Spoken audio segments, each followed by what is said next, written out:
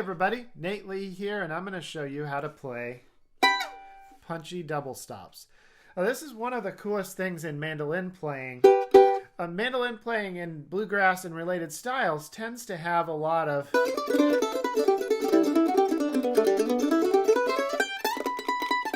that sort of stuff. And that's super fun and really great stuff to do, but it can get a little monotonous if every one of your breaks in your performance or the jam or your album or whatever does that same thing. So this is a good way to break it up. I'm going to show you how it's a real pro sounding thing to do. And I think it's also just really fun to listen to. But first, if you're new to this channel, make sure to subscribe. And whether you're new or not, please click that like button for the YouTube algorithm. And of course, hit the notification bell so that you don't miss any future videos.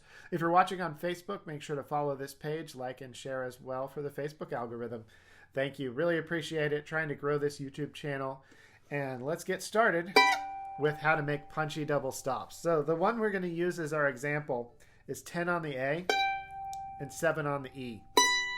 And there's a difference between just sliding and playing punchy, slidey double stops. The first thing I did, which is not what you want in most situations, is I played the double stop and then kept my fingers pushing down and gradually slid down that way. And that loses steam real fast. Downward slides lose resonance really bad. Upward slides do a lot better. But a punchy double stop slide doesn't lose resonance because we're shortening that sound and putting everything you've got into making that burst of sound, and then it cuts off, and that's the key. It kind of creates an illusion in the listener's head that the sound is continuing to sustain. And so the way you do it is you get to the double stop you want to play. Again, this is 10 on the A and 7 on the E. Push your fingers down, play the double stop. Don't play super hard, but really thump it. By thump it, I mean we're going to really play it with some conviction, a quick movement of the wrist, like that, but not playing really hard. Don't try to be loud. Just try to make a real quick and just forceful sort of a motion without knocking your mandolin out of tune. You're going to play too hard sometimes, and you'll know it because you'll be out of tune. So we're going to play that like that, and then immediately we're going to slide downward and release your fingers. Not all the way. Just release them so they're not pushing down anymore. So these two things happen simultaneously, the slide and the release. So by the time you're to about here, your fingers are not pushing down anymore. But keep on. I say they're not pushing down anymore. They're pushing down a little. They're just not pushing down all the way. And then keep on sliding. Depending on where you're going, you might do a really long movement. It's totally fine.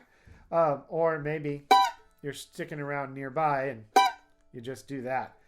A common context, though, might be something like this. Let's see. Like 14 and 10. 10 and 7.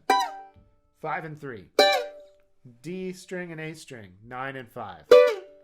Maybe same thing on the G string and the D string. So that gives you something like, might not use that many in a row, and you might not go that fast. You might do more like something like that.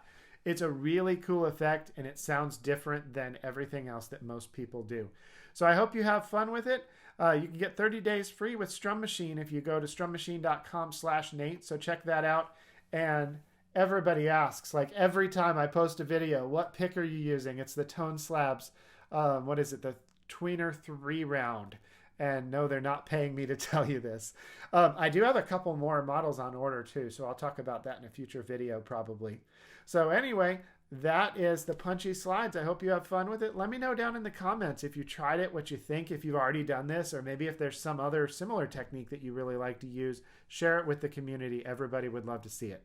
All right, bye everybody.